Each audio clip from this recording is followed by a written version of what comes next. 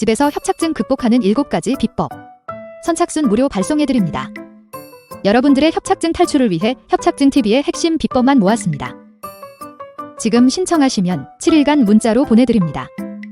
댓글에 있는 링크나 아래 번호로 지금 바로 신청하세요. 안녕하세요. 협착증과 관절염 TV의 손영훈 한의사입니다. 제가 협착증과 관절염 TV를 통해서 허리 협착증을 극복하는 방법들을 계속해서 말씀드리고 있는데요. 자, 오늘은 허리 통증만 있는 허리 협착증 운동 방법 말씀드리도록 하겠습니다. 허리 협착증 환자분들 중에 일부분은 허리 통증만 있으세요. 또 다른 일부분은 허리 통증은 없고 다리의 증상만 있거든요. 이 운동 방법은 특히나 허리 통증만 있는 경우에 좋습니다. 그러면 다리 저림이 있는 허리 협착증에는 안 좋냐? 그렇지 않습니다. 어떤 협착증이든 이 운동 방법이 좋다 생각하시면 되고, 특히나 허리 통증만 있는 경우는 여기서 알려드리는 운동 방법을 열심히 실천하셔라. 오늘은 이 내용을 말씀드리도록 하겠습니다. 자, 강의에 앞서서 잠깐 드릴 말씀이 있습니다. 바로 제가 만든 척추관절 건강기능식품입니다. 바로 관절바로인데요. 제가 척추관절 진료만 10년 동안 했어요. 그리고 한의사의 자부심을 가지고 만들어야 되기 때문에 정말 신경을 많이 썼어요. 여러 한약재를 넣어서 추출했는데요.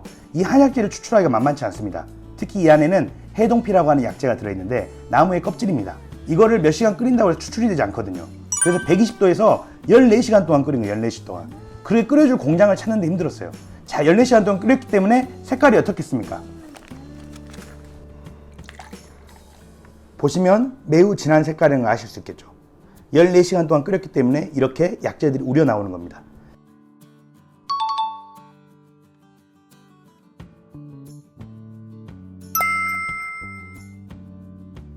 제가 정말 자신있게 만들었습니다. 자, 그러면 제가 한번 마셔보도록 하겠습니다. 강의에 앞서서 힘이 나네요. 허리 협착증 환자분들 중에 허리 통증만 있는 경우가 있어요. 왜 허리 통증만 있을까요?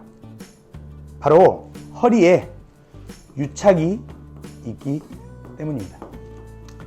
제가 보면 허리가 협착되어 있다 그래서 모두가 허리 통증이 있는 게 아니에요. 허리가 협착이 되어 있는 일부에서 허리 통증이 있거든요. 근데 그 사람들이 왜 허리 통증이 있을까?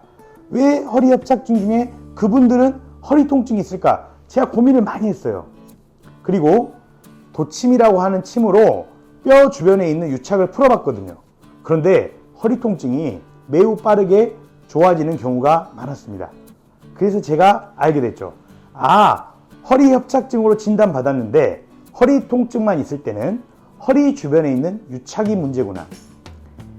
여러 책을 보면 허리 통증만 있는 허리 협착증 환자가 심지어 수술을 받아도 좋아지는 경우가 많이 없다고 해요. 그만큼 허리 통증만 있는 허리 협착증은 실제 치료가 어렵거든요. 그런데 도침으로 허리뼈 주변의 유착을 풀어보니까 증상이 꽤 많이 좋아지더라고요. 그래서 허리 통증만 있는 허리 협착증 핵심 뭐다? 유착이다. 그런데 이 유착이란 무엇이냐? 허리뼈가 이렇게 있어요. 그러면 뼈하고 뼈는 떨어져 있거든요. 여기에서만 뼈끼리 맞물려 있어요. 이 떨어져 있는 허리뼈를 잘 잡아주고 고정시켜주고 움직여주게 하기 위해서 많은 근육과 인대들이 어디에 붙어 있냐? 뼈에 붙어 있습니다.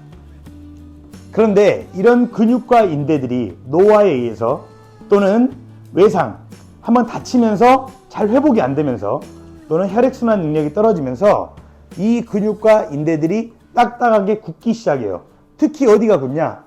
뼈에 붙는 이 부위들이 딱딱하게 굳기 시작합니다. 딱딱하게 굳어버리는 것을 우리는 아까 말씀드렸듯이 유착이라고 합니다. 자, 유착이 되면 어떤 일이 생길까요? 움직일 때 원래 이 뼈가 움직일 때 근육들도 따라 잘 움직여요. 그런데 딱딱하게 굳어 있잖아요. 근육들이 잘 움직여요, 안 움직여요? 잘 못 움직여요. 잘 못 움직이면서 어떤 일이 발생하냐? 뼈를 막 잡아당기기 시작해요. 뼈는 움직이는데 근육들이 따라서 못 움직이니까 결과적으로 근육들이 뼈를 잡아당기는 꼴이 되는 거예요. 이해 가시죠? 그런데 이 뼈에는 감각세포, 통증을 느낄 수 있는 세포들이 뼈에는 많이 있거든요. 그런데 통증을 느끼는 세포들이 많이 있는 이 뼈를 이 유착된 근육과 인대가 막 잡아당기니까 사람이 통증을 느끼겠어요, 안 느끼겠어요? 당연히 느끼죠. 이게 허리 협착증 환자, 허리 통증이 있는 허리 협착증 환자의 허리 통증의 핵심입니다. 예. 유착을 해결해야 됩니다. 그러면 제가 지금부터 설명해 드릴 내용들은 어떻게 하면 허리 유착을 해결할까? 어떻게 하면 허리 유착이 덜 생기도록 할까? 이러한 운동 방법들을 설명해 드리겠죠. 자, 두 번째로 제가 허리 협착증 환자분들을 많이 진료하다 보니까 허리는 두 가지가 있어요. 보통 허리는 앞으로 허리뼈가 약간 휘어야 돼요. 이런 거를 C 형태라 그래서 C자 허리라 그래, C자 허리. 그런데 허리 협착증 환자분들 중에 허리 통증이 심한 경우에는 일자 허리를 가진 경우들이 많더라고요. 자, 이게 체중 지탱과 충격에 유리하겠어요? 이게 유리하겠어요? 허리가 이렇게 휘어있는 이유가 있습니다. 이게 체중 지탱에 유리합니다. 그런데 일자가 되면 어떻게 돼요? 더 많은 힘이 허리뼈에 걸리게 돼요. 유착이 쉽게 발생할까요? 덜 발생할까요? 일자 허리가 되면 유착이 쉽게 발생합니다. 예, 그래서 일자 허리가 유착을 만들어냅니다. 그러면 뒤에서 설명드리는 운동 방법들은 이 일자 허리를 건강한 C자 형태로 어떻게 하면 바꿔갈 거냐, 그런 운동 방법을 설명드리고자 합니다. 아까 유착은 노화에 의해서 또 다치면서 회복이 잘 안 되면서 혈액순환 능력이 저하되면서 생긴다고 했는데요. 첫 번째, 노화. 나이가 드시면 뭐가 안 돼요? 혈액순환 능력이 떨어져. 그러니까 이 근육이라든가 인대 쪽으로 혈액이 잘 공급이 안 되니까 유착이 쉽게 생겨요. 노화 역시도 혈액순환과 관련이 있다. 다쳤어요. 다쳤는데 회복이 잘 안 돼요. 어떤 사람이 안 돼요? 혈액순환이 약한 사람이 회복이 잘 안 돼요. 다치는 것도 혈액순환 관련이 있다. 또 혈액순환 자체가 떨어지면 유착이 잘 생긴다. 결국 유착은 뭐 때문에 생겨요? 혈액순환 때문에 생겨요. 어디로? 허리로 혈액순환이 약하기 때문에 유착이 생깁니다. 그럼 허리로 혈액순환을 강하게 해줄 수 있는 방법이 유착을 해결하고 허리 통증을 해결하는 방법이겠죠. 그 운동 방법을 뒤에서 설명해 드리겠습니다. 자, 지금까지 내용을 잠깐 요약하면 허리 협착증 환자의 허리 통증은 딱 한마디로 정의하면 유착 때문에 생기는 경우가 많다. 그런데 유착은 일자 허리 또는 혈액순환이 안 되면서 발생한다. 자, 이 운동은 신전운동이라고 그래, 신전운동. 우리가 몸을 앞으로 구부리는 거는 굴곡, 뒤로 펴는 거는 신전이에요. 자, 엎드린 상태에서 다리를 들어 올리면 실제로 뒤로 펴는 것 같은 모양새가 됩니다. 그래서 신전운동입니다. 엎드린 상태에서 다리를 하나 들어 올립니다. 여기서 몇 초를 버텨요? 3초를 버팁니다. 그리고 몇 회를 내요? 이거를 30회를 합니다. 번갈아 가면서 왼발 30회, 오른발 30회 하시면 돼요. 왼쪽 한번, 오른쪽 한번 하시면 돼요. 자, 이런 신전 운동을 하면 어떤 효과가 있냐? 이렇게 다리를 들어 올리면 일자였던 허리가 어떻게 돼요? C자 형태로 바뀌는 효과가 있습니다. 그래서 유착이 쉽게 생기는 일자 허리가 C자 허리로 바뀌는 경향이 있다. 그래서 신전 운동이 좋다. 자, 이번엔 다리를 들어 올렸어요. 그 다음에 또 펴는 방법은 뭐가 있을까요? 바로 상체를 들어 올리는 겁니다. 다리는 그대로 있고 상체를 들어 올리는 거예요. 자, 이것도 30회. 이 신전 운동을 하루에 한 번 또는 또 가능하다면 2번 또는 3회 이런 식으로 해주시면 좋겠습니다. 이게 좋은 이유는 일자 허리를 C자 허리 형태로 바꾸는 운동이다. 이해가시죠? 두 번째는 간단하면서도 매우 도움이 되는 방법입니다. 바로 발끝치기라고 하는 건데요. 발끝치기는 반드시 누워요. 이렇게 반드시 누운 다음에 발 뒤꿈치를 서로 붙입니다. 발 뒤꿈치를 붙이고 발의 앞을 툭툭 치는 거예요. 자, 발을 뒤꿈치를 붙이고 발의 앞을 툭툭 치려고 하면 처음에 잘 돼요? 안 돼요? 안 됩니다. 왜? 대부분 사람들은 이곳 고관절이 굳어 있기 때문에 잘 안 돼요. 그런데 계속해서 하다 보면 돼요? 안 돼요? 되게 돼 있습니다. 그래서 발 뒤꿈치를 붙이고 앞을 톡톡 치는데 이걸 언제 하냐? 잠을 자기 전에 하는 게 좋습니다. 얼마나 하냐? 3분에서 아주 많이 하는 분들은 10분까지 하더라고요. 근데 제가 봤을 때 3분 또는 5분 정도가 적당한 것 같습니다. 발끝치기를 하면 어떤 효과가 있냐? 아까 제가 말씀드렸죠. 허리가 일자 허리에서 C자 허리가 되게 하든 혈액순환이 잘 되게 해야지 유착이 좋아진다 그랬죠. 자, 이 발끝을 치기 위해서 뭐가 움직인다 그랬어요? 고관절이 움직여요. 고관절이. 자, 고관절이 움직이면 고관절이 여기 있는 골반에 영향을 줄까요? 안 줄까요? 줍니다. 그러면 골반에 영향을 주면 위쪽으로 있는 이 척추들에 영향을 줄까요? 안 줄까요? 줍니다. 척추의 정렬이 발라지는 형태가 됩니다. 척추가 더 좋은 모양으로 교정되는데 도움이 됩니다. 발끝치기가. 일자허리가 C자허리로 바뀌듯이 척추가 올바른 방향으로 교정되는데 발끝치기가 도움된다. 두 번째는 발끝을 치면 발끝으로 당연히 혈액순환이 되겠죠. 발끝으로 혈액순환이 돼요. 이 심장이 있는 곳에서부터 발끝까지 혈액순환이 될 거예요. 자, 그러면 허리를 거쳐와요? 안 거쳐와요? 거쳐와요. 그래서 한의학에서는 배꼽 밑에 있는 이 허리와 발 전체 부위를 한의학에서는 하초라 그래서 하초. 소화학이 있는 데를 중초. 그 다음에 가슴부터 머리까지를 상초라 그랬거든요.